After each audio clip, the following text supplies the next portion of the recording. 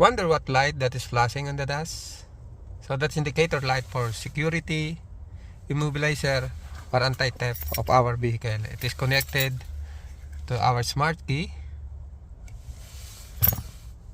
So when you turn on the switch of your vehicle and the light is still flashing, then we're unable to start our car.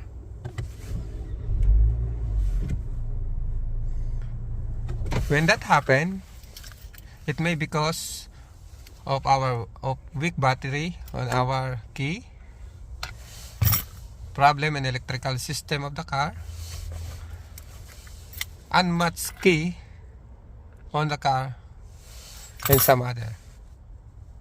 So hope this video will help to those who was wondering what this light is.